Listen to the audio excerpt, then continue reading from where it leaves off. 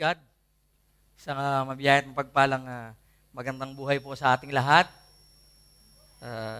Peace be with you.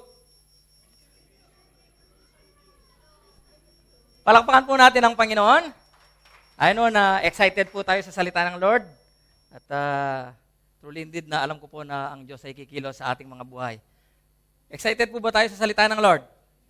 And then, let us acknowledge first the presence of God in prayer. Hallelujah. Father God Almighty, our Lord, our God, and our Savior, Lord, we thank you so much for what you've done in us from the beginning of this worship until this time, O Lord. We know, O Lord, that your Holy Spirit will move upon us, O Lord God. Lord, allow us to be learned from you.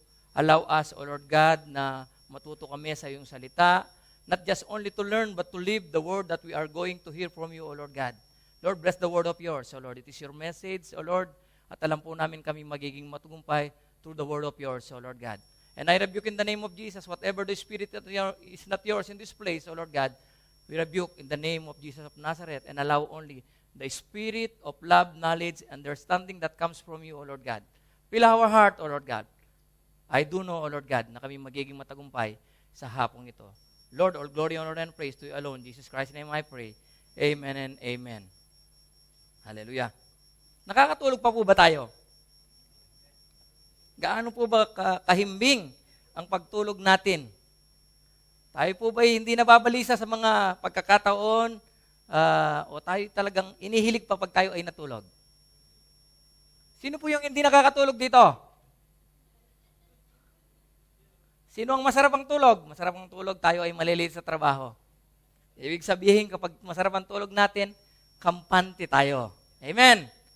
Sabi ko po kanina, peace be with you. Gaano ka-importante ang kapayapaan sa isang tao? How much important the peace in the life of each and every one of us? Gaano po kaya? Bago natin masagot, kailangan alamin natin kung ano ang kahulugan ng peace.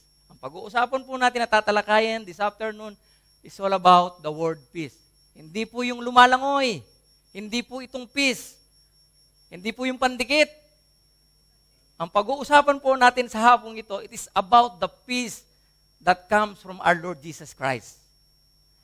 If we will check in the dictionary, what is the meaning, or if we will ask someone na kung ano ang kahulugan ng peace, maaring we can say, it is the absence of worries, it is the absence of difficulties. Yan ang lagi nating sinasagot. No? Tama po ba yon? Kapag walang problema, may kapayapaan. Kaya nga sabi ko, nakakatulog pa ba tayo ng mahimbing? No? Kung susuriin natin at aalamin natin, kapag ang kahulugan ng kapayapaan ay yung kapag puno lang ang iyong bulsa, ibig sabihin, temporaring kapayapaan. Dahil nauubos po ang laman ng bulsa. Amen.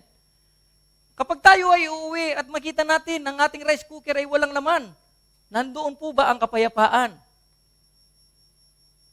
The peace is still there, my dear brother and sister, when we are going to home at binuksan natin ang ating rep, wala na palang itlog.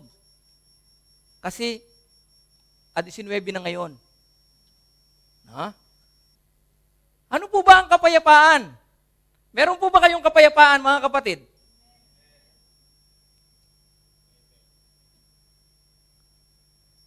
Do you have peace? Hindi po yung lumalangoy, ha? Do you know that there are two kinds of peace? Now, think, what peace do you have? Hindi talapia, hindi bangos. Ha? It is the peace of the Word and the peace that comes from our Lord Jesus Christ. Dalawang bagay po yan. When you have a lot of money or when you don't have a problem, you have peace. Think about this peace. What kind of peace is this? Anong kapayapaan na meron ka? Lagi natin sinasabi, no? Napaka-importante kaya ng kapayapaan. Kung wala kang project, do you have peace? Kung wala kang benta, may peace ka ba? Di ba naliligalig tayo at nababalisa? And then we are Christian, believing in the Lord Jesus Christ. He is the Almighty God and all things is possible. And why this peace ay nawawala kapag nakakaranas tayo ng mga ganong pagkakataon sa ating buhay? Gaano kahalaga ang kapayapaan sa buhay ng mananampalataya? What are those? Nasabi ko nga po kanina, Dalawa, isang kapayapaan sa mundo at isang kapayapaan na nanggagaling sa ating Panginoon. What kind of peace you had? Anong meron ka?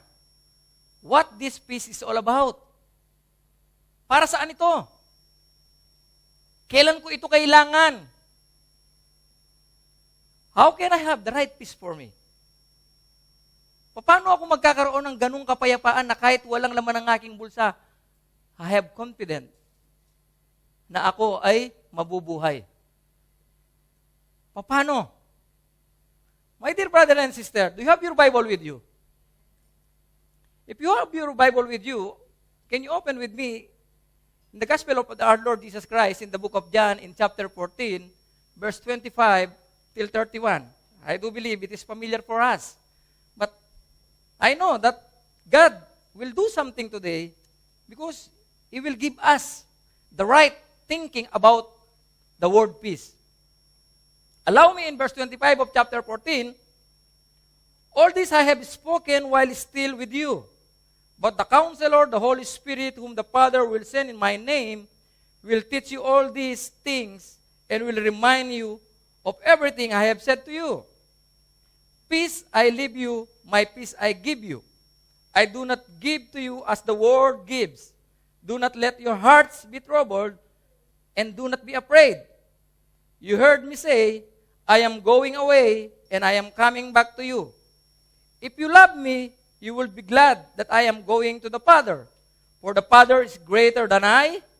I have told you now, before it happens, so that when it does happen, you will believe. I will not speak with you much longer, for the prince of this world is coming. He has no hold on me, but the world must learn that I love the Father, and I do exactly what my Father has commanded me. Come now, let us live. Praise be to God. It is the word of our Lord Jesus Christ. Amen. It is a message of our God for today.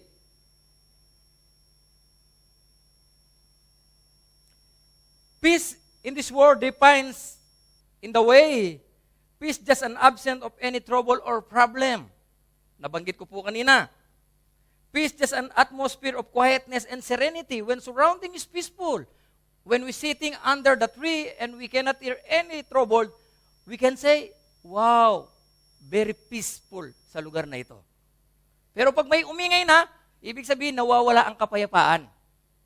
So ibig sabihin, the peace of this world, it is temporal peace, my dear brother and sister. Nawawala. Bumabalik, nawawala. Ngayon, anong kapayapaan meron tayo sa ating buhay? Naghahanap ka ng trabaho, hindi ka makakita, patapos na ang visa mo. Do you have peace? Malapit na ang pasukan, na-enroll mo na ba yung mga anak mo? Nakapagpadala ka na ba sa Pilipinas? Nakakatulog ka ba ng mahimbing? No one exempted. All of us experience trouble in life. But then the Lord, Jesus Christ Himself, encouraging us to have the peace that comes from Him alone. It is not the peace of this world. Amen po ba? Kasi kapag meron tayong kapayapaan na nanggagaling kay Lord, whatever things happen in our lives, we are absolutely sure na hindi tayo pababayaan ng Lord. Amen po? Maaaring ngayon, nag-iisip-isip ka kung may pamasahe ka pa bukas. No? Ano kayang babaunin ko? 19 na.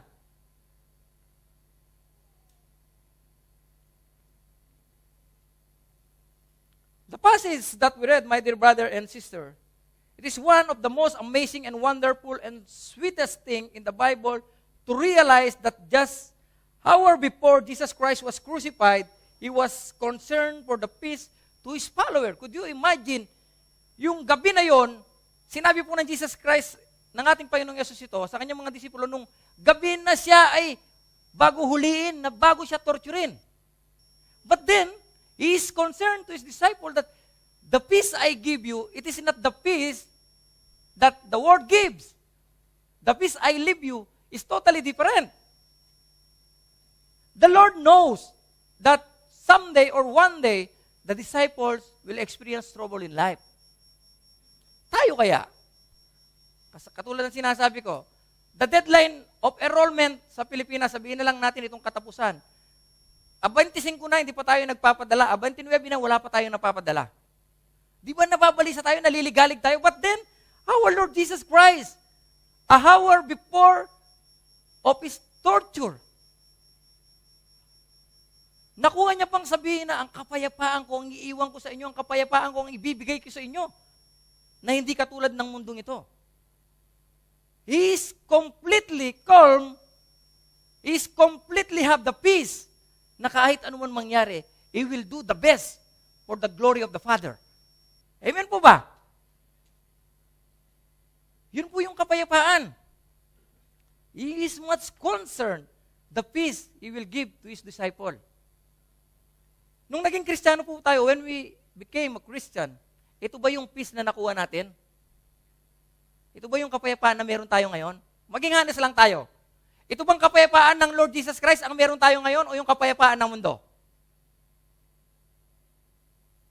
Maging honest lang tayo. Huwag na tayo magtaas ng kamay, magita ng sa likod mo.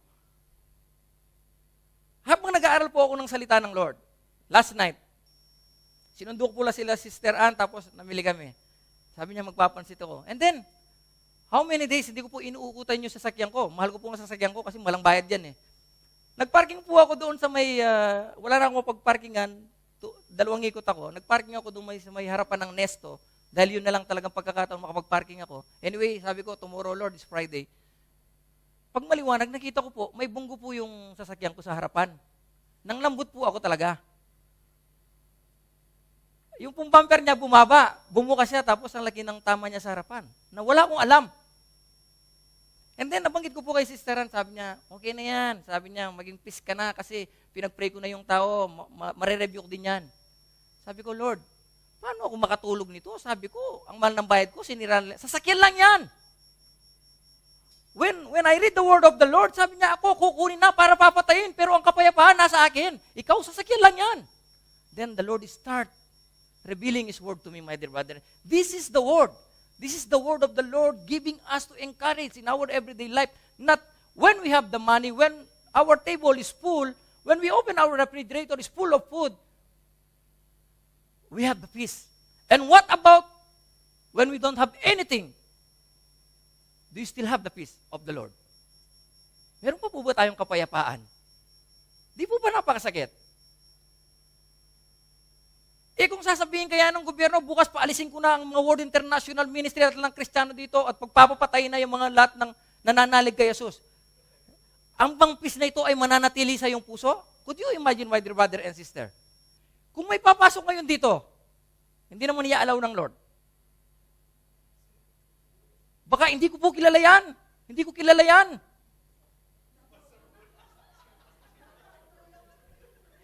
Hindi po ba? Nakakatawa. But then, this is the reality in this world. Naalala ko na naman, nung nag-present dito yung mga kalalakihan, no, nagtuturoan sila, no, only party. Dumating yung mga nakatali ang ulong, sabi nila, no, we are believers of Christ. Hallelujah. O, nagbalikan sila. No? Kung dadating dito yung nakamasinggan, sasabihin niya, sino ang naniniwala kay Jesus dito? Maring mga kalahati sa atin, magtatakbuhan na yan. Uulitin ko, kinasa niya, sino ang mananampalataya kay Jesus? Yung kalahati, nakalahati pa. At bigla siya nagpaputok sa taas. Walang tinamaan sa taas eh. Sino ang naniniwala kay Jesus? Ang pastor na lang ang naiwan? Itutok kay pastor ngayon. Ikaw ba talaga yung naniniwala? Sasabihin ng pastor, I have peace in my heart that comes from the Lord. Okay, pastor, you start preaching, I am a believer of Christ. Hindi natin alam. Hindi natin alam ang mangyayari when we will hold to the peace of the Lord. In the passage that we read, my dear brother and sister, do not be troubled in your heart. It means the peace that comes from the Lord, it is not only the peace of mind, but it is a peace from the heart. Amen for that. Ang sa atin na meron tayo ay peace of mind lang, hindi peace of the heart. So ang Lord, ang ibibigay niya, the peace I give you, It is the peace is not the word gives. Kaya nga, ang kadugtong niya, do not be troubled your heart. Peace in the heart, not peace in the mind. Amen po. Introduction pa lang pala yun. Then, I hope, pabalik na siya. The title of the message of the Lord, Peace from Jesus Christ. It is not peace from the brother or sister besides you. It is peace from Jesus Christ. Amen po ba? Malinaw po sa binasa natin. Uulitin ko. Sa binasa natin. Peace I live with you, my peace I give you, I do not give to you as the world give. Yan, ang kapayapaan ng Lord ang meron sa atin. Wala man tayong benta, wala man tayong project, pero puno naman ang sikmura natin. Yun ang importante. Amen po? So, ito po ngayon ang kasunod. Ano ang dapat nating malaman sa peace na ito? How can I get this peace? So, kung ang peace natin, ang mentality natin, yung pag meron lang tayo, doon lang tayo may kapayapaan, palitan na natin yan. Ito ang peace na importante na meron tayo. Peace from Jesus Christ. The first thing, we need to understand the peace of Jesus Christ as a power to overcome the world. In verse 25, in the preceding verse of this chapter, Jesus explained about the Holy Spirit at kung ano yung mararanasan ng mga disipulo. Kung babasahin niyo po yan in chapter 14, ha? And then, in verse 25, he says, all this I have spoken while still with you. It is an encouragement. Sinasabi ko ito hanggat ako'y kasama ninyo. So what we can see there is that the peace that comes from the Lord has a power to overcome the world. So no need to be worried. Amen po ba? Hindi tayo mag-alala kung wala tayong itlog. Hindi tayo mag-alala kung walang laman ng mesa natin. God will provide. Amen po ba? Kailangan laging confident tayo. Dati talaga takot ako sa buhay. Pag may iniisip ako na gagawin ko na hindi ko magawa, talagang, kumbaga, kung wala akong pera, problemado, ganito, ganyan. But then, kaliwali. I know I have a great God. Kung wala kang mag-aral sa sakyan, hindi ka mamamatay kasi meron ka namang Jesus eh. Hindi natin kailangan ng milyon o maraming ginto para makapasok tayo sa langit. Hindi tayo makakapasok doon kung wala tayong Jesus. Yun po yung importante. Ipon tayo ng ipon. No? Isip tayo ng isip, patayo ng gano'n, paggawa ng ganyan. Hindi na tayo makatulog, mabalisa sa lahat ng pagkakataon. Nakakalimot kay Lord. Hindi mo madadala yan. But then the Lord, my peace, can overcome the world because the peace I give you has a power to overcome the world. Amen po ba? So yung iniisip mo na hindi mo na-accomplish, kaliwali. The Lord will give you the power to overcome the world. Amen po. Ano po ang kanyang sinabi na nasusulat sa Biblia na ating nabasa? In John 16:33, I have told you these things so that in me you may have peace. In this world you will have trouble, but take heart. I have overcome the world. Wow! Di po ba? I have told you these things. The same din po na sinabi dito sa verse 25. Sabi niya, all these things I have spoken while still with you. And then, follow up, in chapter 16 of verse 33, I have told you these things so that in me you may have peace. Para ang kapayapaan. In this world you will have trouble. Tama po bang Lord? Nagkaroon po ba ng trouble sa ating buhay? Pambisa sa kapatid, pambisa sa kamag-anak, paghanap ng trabaho sa kaibigan. Financial, una sa lahat, financial. Kagalingan. We call them all troubles in life. But take heart, sabi ng not take mind, take heart. Hindi niya po sinabing take mind, ha? Huwag lang sa isip, take heart. I have overcome the world. Tandaan ninyo. Isa puso ninyo, tandaan ninyo. I have overcome the world. Who said these things? Our Lord Jesus Christ. Amen? So, no need to be worried. Amen po ba? So, ang una po, natatandaan natin, my dear brother and sister, the peace of Jesus has the power to overcome the world. So, papalitan niyo na po ba yung peace ninyo sa peace na ito? Amen po. Pangalawa, The peace of Jesus will equip you by the Holy Spirit in verse 25. Ano pong sinabi doon sa 26? In 26, but the Counselor, the Holy Spirit, whom the Father will send in my name, will teach you all things and will remind you everything I have said to you. Could you imagine, kung wala pala tayong Holy Spirit, hindi tayo mareremind at hindi natin maiintindihan kung anong sinabi ng Lord sa atin. Now, the invitation is clear, my dear brother and sister. Life in Spirit Seminar, kapag doon wala kahit hindi po na-experience, how could you imagine, how could you remind those things that the Lord tell you before? Nakuha po natin. Kaya nakakalimutan natin ang salita ng Lord because minsan nag-iisip ako, sabi ko, Lord, bakit kaya pag sinabi mong Life Spirit Seminar, hindi pupunta ka? Natatakot silang mapuno sila ng kapangyarihan ng Lord. It is biblical. Sabi niya, huwag kayong hahayo hanggat hindi kayo napapatungan para bumaba ang Holy Spirit sa inyo. But then, why so many Christian or some Christian, sad to say, kapag mayroong ganong mga gawain, wala naman yan. Wala naman yan. Anong wala yan? Subukan mo kung di ka magbalabaligtad doon. Kapangyarihan ng Lord yan. Will equip you by, mapupuno ka, you will be filled by the Holy Spirit, and if you are filled with the Holy Spirit of our Lord Jesus Christ, then, kaliwali ang problema. Because God will remind you, I am the one who will supply your needs. You have so many plans, but my plan will be accomplished to your life. Di po ba? So, anong kapayapahan meron ka ngayon? Pagpapalit mo na ba dito sa kapayapaan na ito? The peace of Jesus will equip you by the Holy Spirit.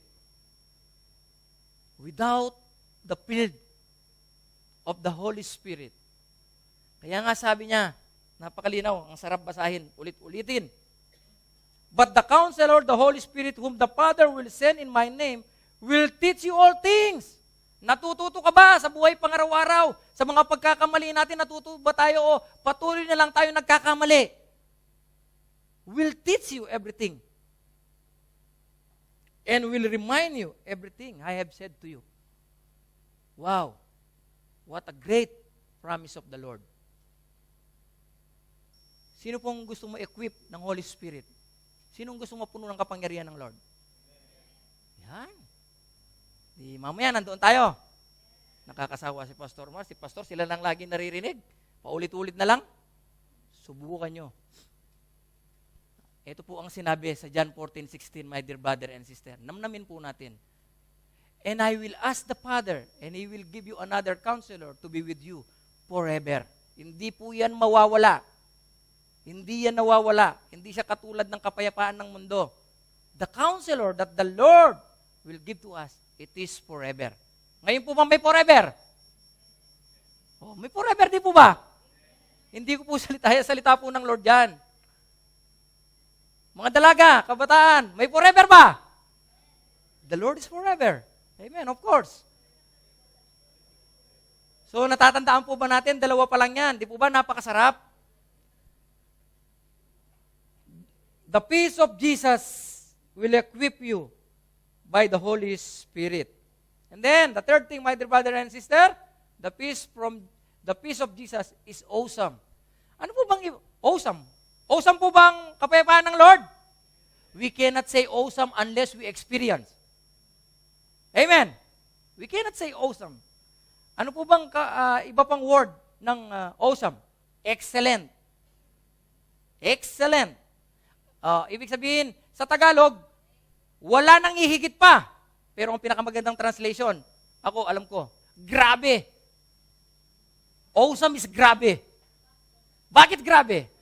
Di po ba pag may sakit sinabi ng doktor, grabe na yan. Ibig sabihin, mamamatay na siya. Wala nang lunas, wala nang gamot. Wala nang ihigit. Kasi grabe na siya. And then, kung ang Lord sasabihin mo, grabe ka Lord. Ibig sabihin, wala nang ihigit sa'yo. Ikaw na yan. Amen po ba? Sabay-sabay natin sabihin, grabe ka Lord. Yun po, my dear brother and sister, grabe ang Lord. He is awesome. Bakit awesome? In verse 27a, peace I live with you, my peace I give you. I do not give to you as the world give. Yun po yung A. Bakit po masabi natin yan? Paano naman natin hindi masabing awesome ang Lord? Kasi He is an awesome God. No one compares. It means, If He is awesome, His peace is awesome. Di po ba? Ang kapayapaan niya ay grabe. Bakit grabe? Ang sabi niya, ang kapayapaan ko, hindi katulad ng kapayapaan ng mundong ito. Yung pinag-usapan natin kanina, ay yun yung awesome na kapayapaan ng Lord sa buhay ng mga mananampalataya. Amen po ba? Naniniwala po ba kayo ng Lord ay awesome? Grabe.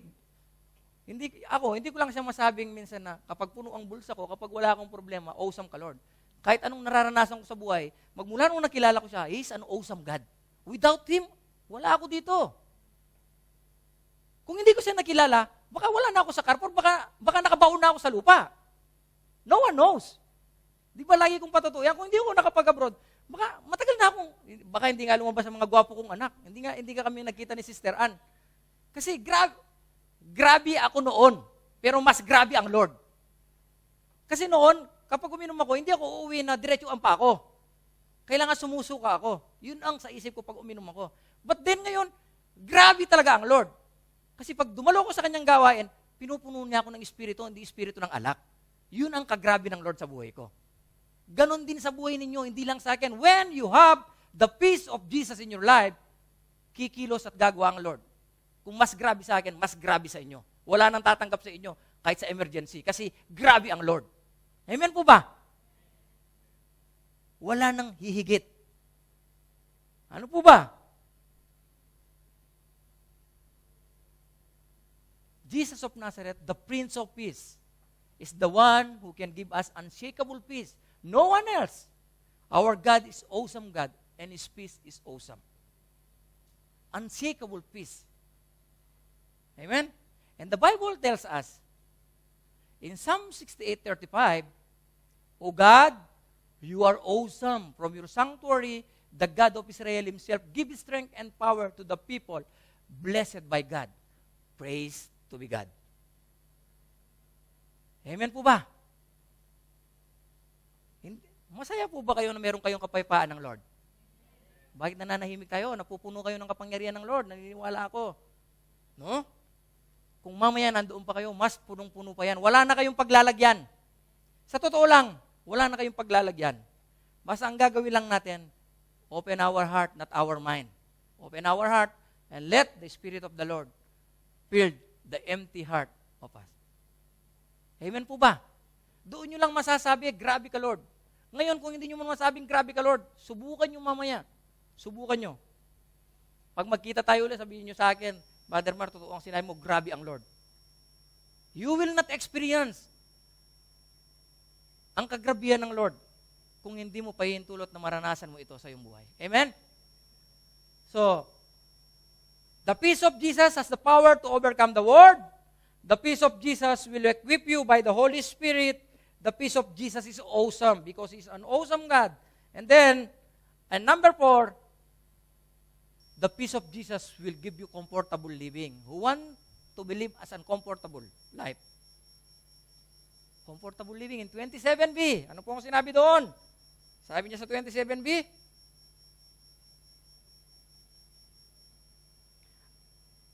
do not let your heart be troubled and do not be afraid. It means, mamuhay ka ng payapa, huwag kang mag-alala. I am with you, I will not leave you nor forsake you. Comfortable living. Whatever you need, rep, no problem, I will tell them to deliver. Di po ba? Just only you trust me, sabi ng Lord. Anong kailangan mo? Sasakyan, mamili ka. Di ba napakamura na sasakyan? Kukuha ka ngayon, magbayad ka pa, 2017, grabe. No? Ano ang kailangan mo? Lisensya? Tell me. Kasi kapag may mga pangangailangan ka, tapos hindi mo nakuha, it means wala ka sa komportabling pamumuhay. Komportabling pamumuhay na sinasabing comfortable living ay yung wala ka ng pangangailangan. So, saan mo ito makukuha? Sa ating Panginoong Yesus. Because He's the supplier of all the things we need, not all what we want. Lilinawin ko lang. Everything what we need, not all what we want. Amen po ba? Kasi kung ibibigay ng Lord all we want, kahit ito mapupuno. Kaya, ang ibibigay ko lang yung need mo lang. Amen po ba?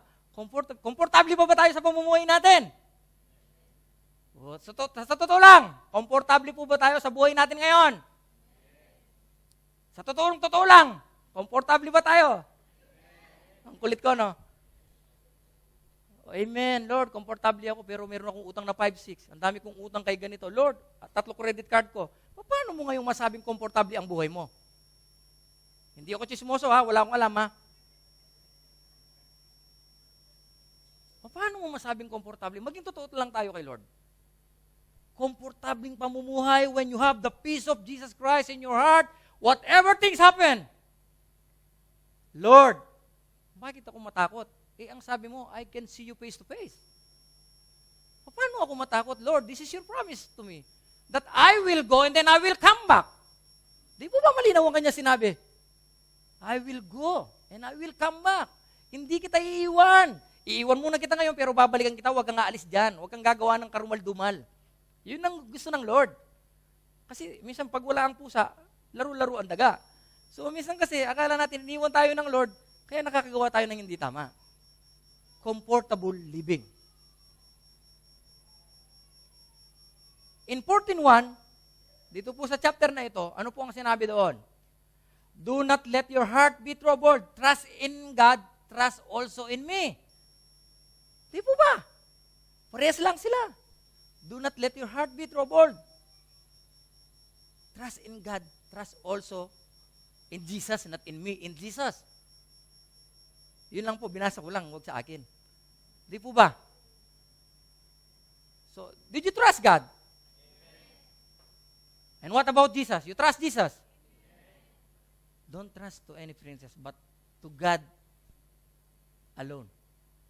Amen po ba? He will give us this peace and comfortable living. Komportable ka, wow, paiga-iga ka pa doon, ganito, ganyan. Sarap.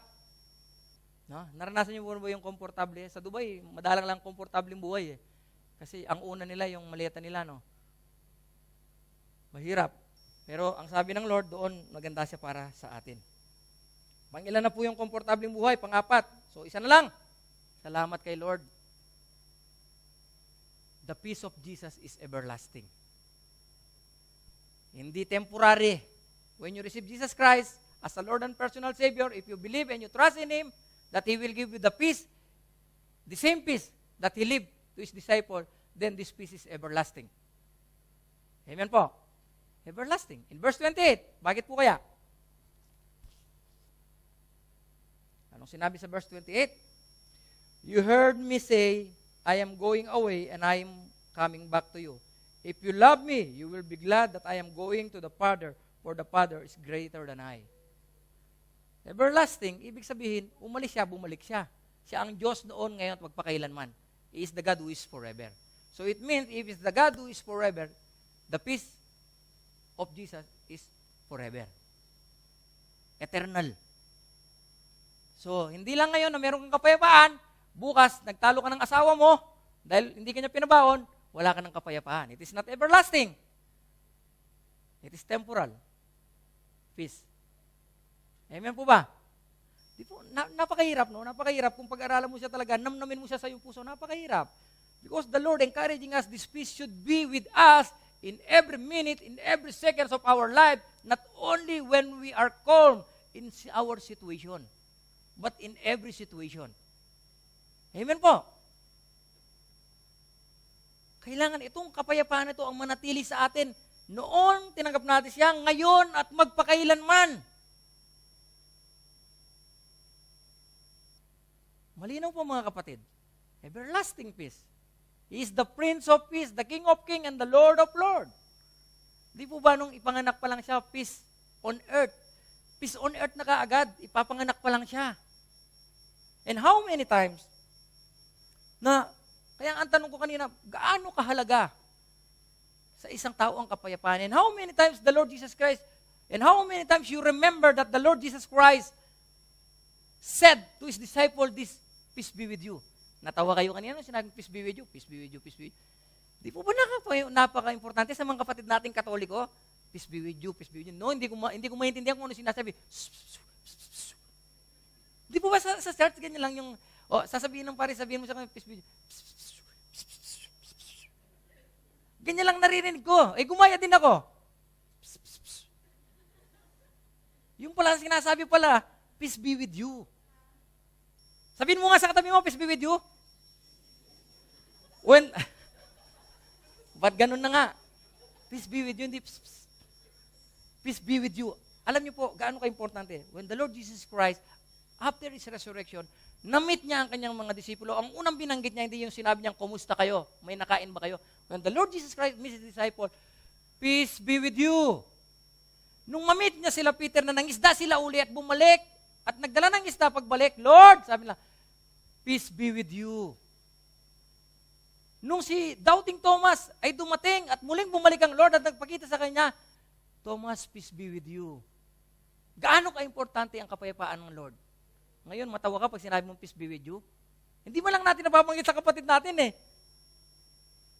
Peace be with you, kapatid. Kaliwali ka, kapatid. Ha? So, the peace of Jesus is everlasting. In Isaiah 9:6, for to us a child is born, to us a son is given, and the government will be on his shoulders, and he will be called Wonderful Counselor, Mighty God, Everlasting Father, Prince of Peace. It means the peace of Jesus Christ is everlasting. Amen po ba?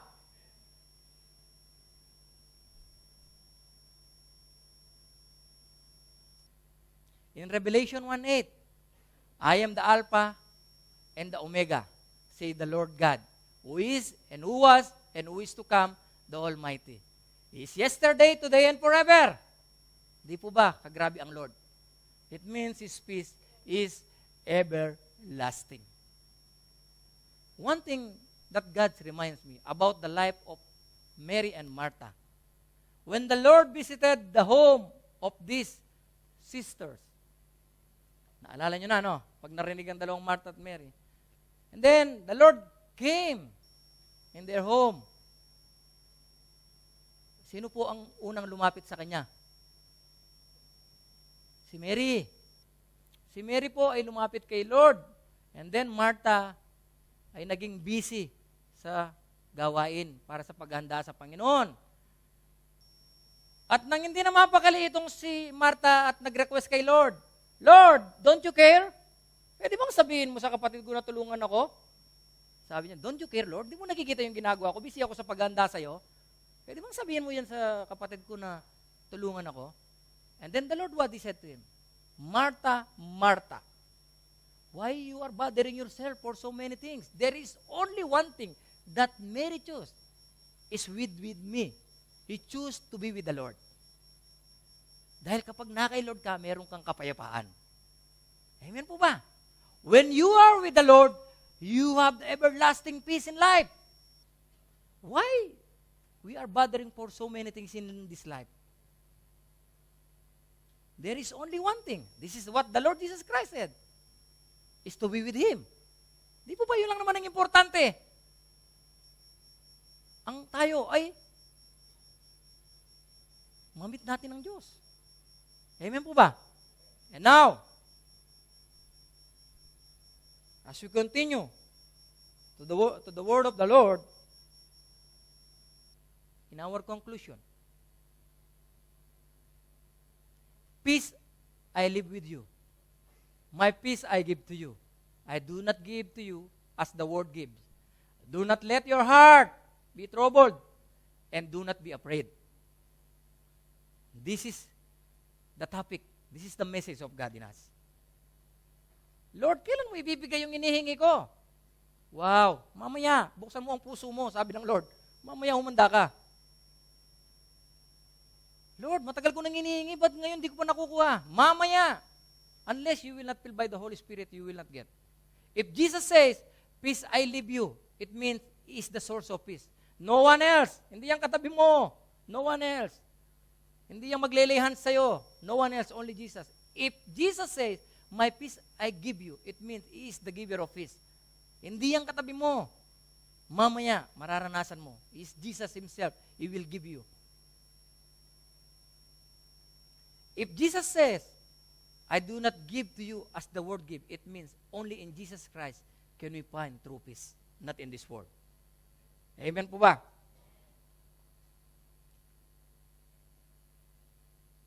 His peace is different from the world. Do not be troubled and do not be fear. Come to Him and receive His peace. Isa lang ang pinagagawa ng Lord. Come to Him. Tanggapin lang natin. Let us remove the peace that we have before. And let us change our attitude of this peace. Amen po ba? Sabay-sabay po tayo in Psalm 29:11. 1, 2, 3. The Lord gives strength to His people. The Lord blesses His people with peace. Amen po ba? Palakpakan po natin ang Panginoon. To God be the glory. Allow me po na manalangin. Tayo po lahat ay tumayo. And allow me to pray. Hallelujah. Hallelujah, Jesus. Truly indeed, Lord, You are the great God. You are the Prince of Peace, the King of Kings, and the Lord of Lords in our lives. How great and awesome You are, O Lord. You are the God who is always there for us, O Lord God.